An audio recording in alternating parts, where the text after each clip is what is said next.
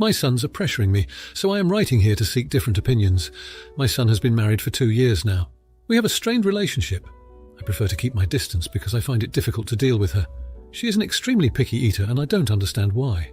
But honestly, I don't care because she causes problems when we go out to eat. Whenever we try to go anywhere, we end up having to change restaurants multiple times just so she can find something she likes. She makes the waiters jump through hoops just to accommodate her preferences. And if anything is wrong, she complains about it or sulks in the corner. For instance, she ordered a quesadilla, but asked for every ingredient to be removed from it. When it came out, she sent it back because there was sour cream on the side, even though it wasn't touching anything. She made a big fuss about the food being incorrect. What's more, she doesn't even have any allergies. What really solidified my dislike for her is when she complained about the food at a funeral. They had a spread of sandwiches, but she kept going on about how disgusting it was. So I had a dinner last night and I invited everyone except my son's wife. My son wasn't invited either because he was on a business trip. My other daughter-in-law posted about it online, and then I received a call from my son's wife. She was furious that I didn't invite her and demanded an explanation. I told her that it was because she embarrassed me at dinners, and I don't want her at any more of these events. She called me a jerk and hung up. Now my son is pressuring me, and I am wondering if I should apologize or not. Edit. I'm going to say it. It doesn't matter if she has an eating disorder or is on the autism spectrum. Both of those groups know how to act at a funeral or a restaurant. It might be more difficult for them, but they are capable. Edit 2.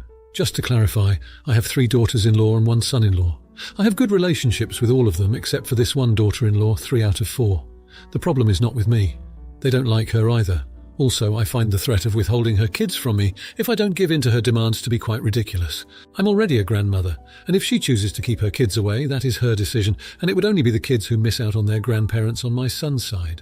Now for a few comments before the update. Comment 1. Not the idiot. As someone who is also a picky eater, there is no reason for acting that way. I go out of my way to look at menus before going anywhere. I find something I can eat and know how it will need to be modified before ordering. I try to be as clear as possible when asking for modifications, and if somehow it's messed up, I'm apologetic with staff when asking for it to be fixed.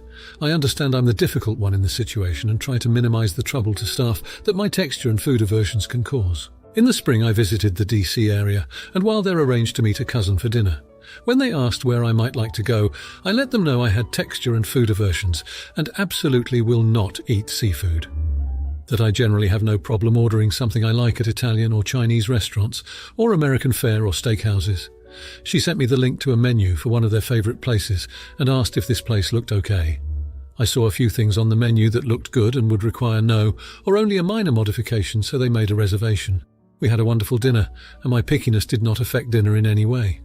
It's totally possible to be a picky eater without acting like a jerk about it. Comment 2. Not the idiot. She's not just being picky, she could be being discreet and considerate about it and setting limits for herself, but she's not. She's acting like a spoiled child, pouting, whining, and having no consideration for how her behaviour affects fellow diners and restaurant staff. Said simply, picky may possibly be accommodated for, even if it's a pain, but rude and inconsiderate shouldn't be accommodated, especially when it's utterly predictable. You should make this distinction clear to anyone coming to you supporting her. When you know that she is going to make the experience miserable for everyone in a completely needless way through selfish behaviour, why should she be invited? Even accommodating polite pickiness should have its limits. You don't waste everyone's time endlessly and ruin the flow of the night because you can't get exactly what you want. Comment 3. We try to go anywhere, and we have to change places multiple times so she can have something to eat. If anything is wrong, she will witch about it or pout in the corner. She sent it back because there was sour cream on the side. It wasn't touching anything, and she made a huge deal about her food being wrong. She complained about the food at a funeral. They had a sandwich spread but went on about it's gross multiple times. Not the idiot. This isn't about her being picky. This is about her behaviour. She is disrespectful, childish, impossible to please, and makes everyone else suffer because of it. I've met elementary school kids with better manners. Now for the update. So just when I thought things couldn't get more entangled with my son's wife and her eating quirks, the past 2 weeks have been a roller coaster. I took to heart some of the advice from here and decided to extend an olive branch by inviting her over for a small immediate family dinner, my attempt at a peace offering. I went all out to accommodate her preferences, studying online recipes that catered to picky eaters, and I even called her beforehand to ask if there was something specific she'd like. She requested a simple grilled chicken with a side of steamed vegetables, no garlic, no butter, no seasoning except salt. Easy, right? I thought I had it under control. The night of the dinner, she was actually pleasant and thanked me for the effort. But just as we all started to relax, the chicken apparently wasn't cooked to her liking. It was too dry, and she made a point to eat only the vegetables, pushing the chicken around her plate. My daughter made an offhand joke about it, and well, things escalated quickly. Voices were raised, my son's wife got up from the table and my son followed her out the door. They left before dessert. Following the disaster dinner, my son didn't speak to me for a week. When he finally did, it was to inform me that they were expecting their first child. My jaw hit the floor.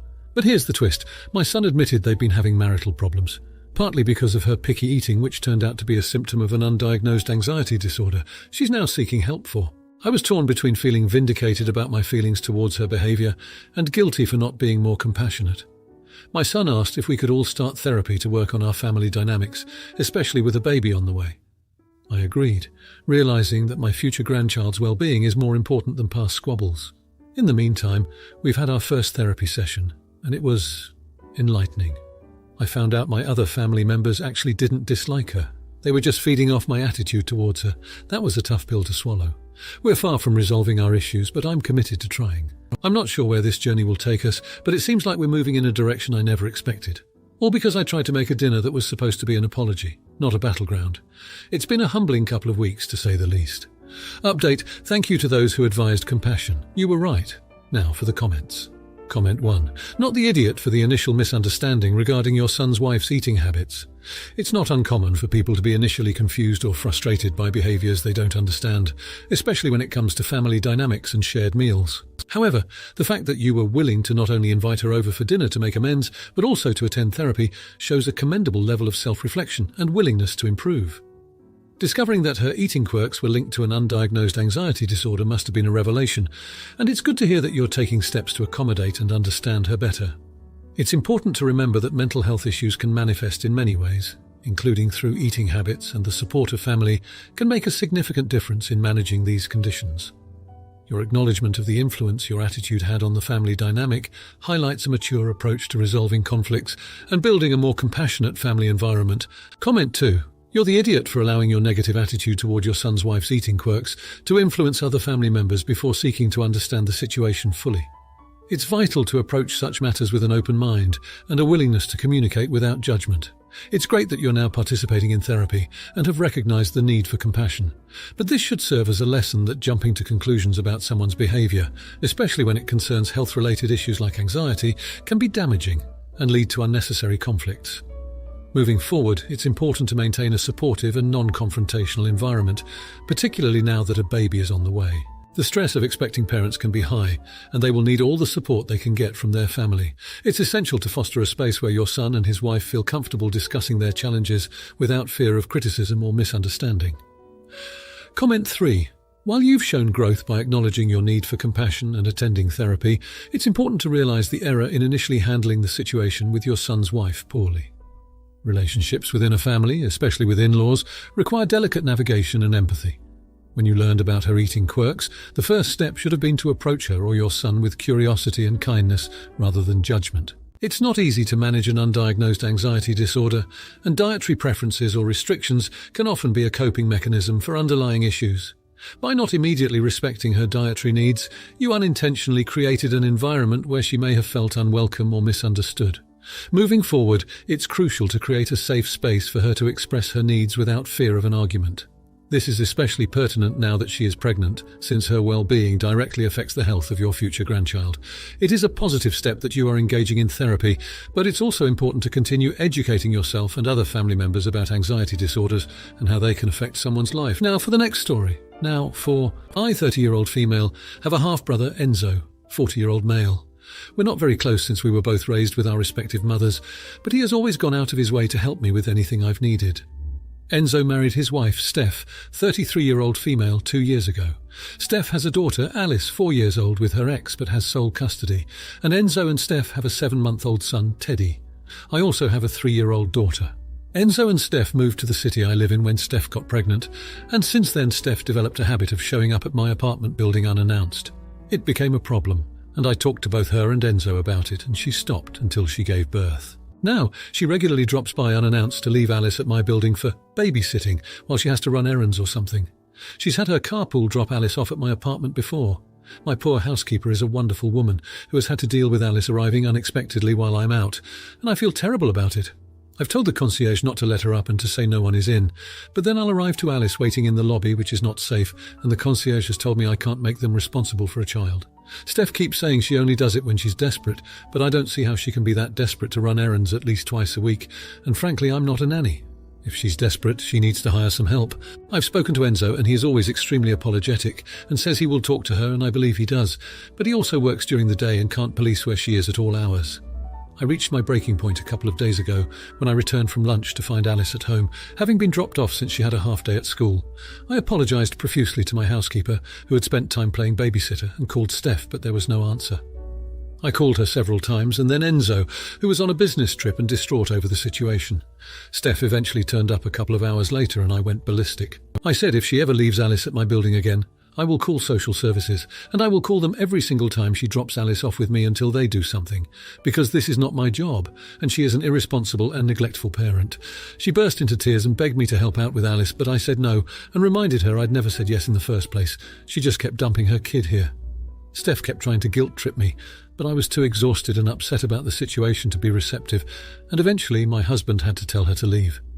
I feel bad because, as I said, Enzo has never been anything but the most accommodating person where I'm concerned, and maybe treating his wife like that was harsh. But at the same time, I chose to have one kid because I don't want another one. Steph can't use my house as a daycare. Was I too harsh? Now for a few comments before the update. Comment 1, not the idiot. You said your sister-in-law said she only drops Alice over if she is desperate, but you recently returned home to find Alice there because she had 1 2-day of school. Your sister-in-law had to have known in advance it was a 1/2 day at school, so it wasn't an emergency and not a desperate need for a babysitter.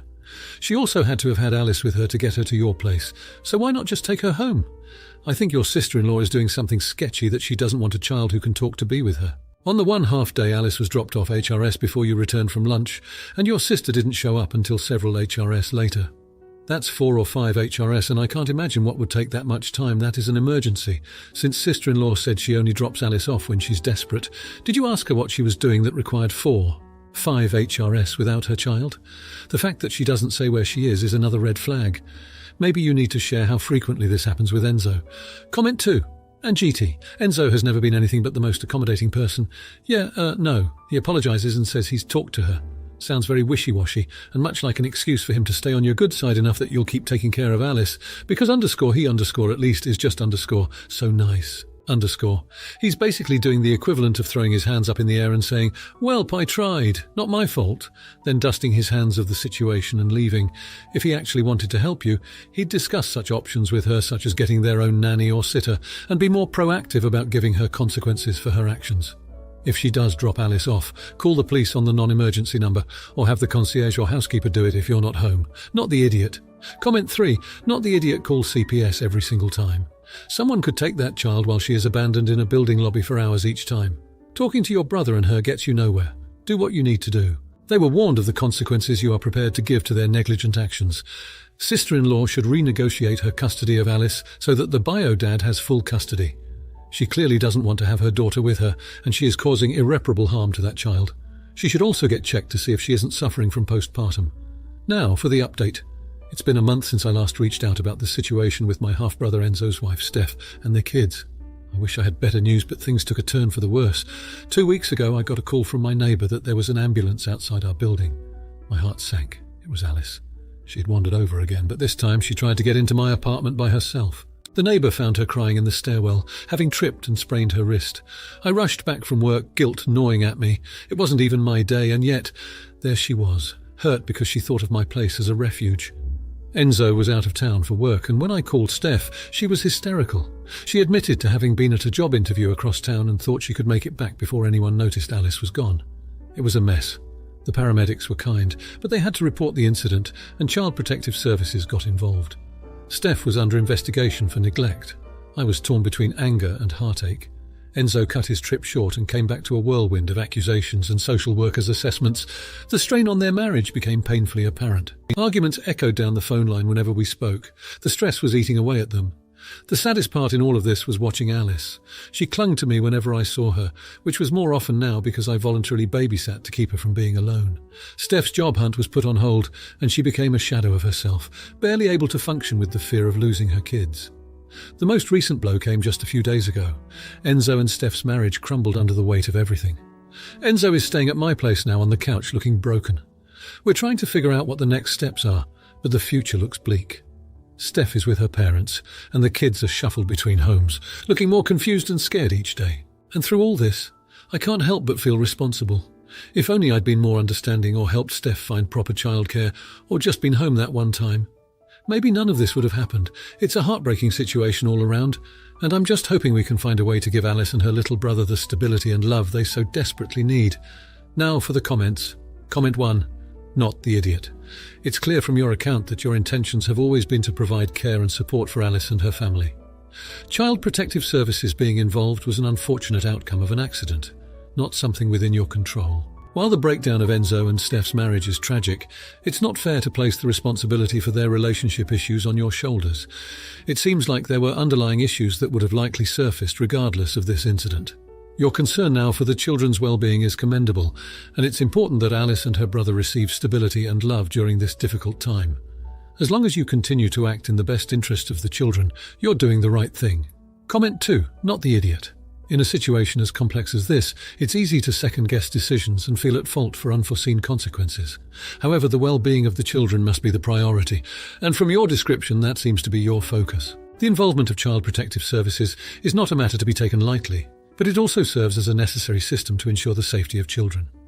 Steph, being at a job interview, is an understandable reason for her absence, but it does not negate the fact that Alice was found in a vulnerable state, which is concerning.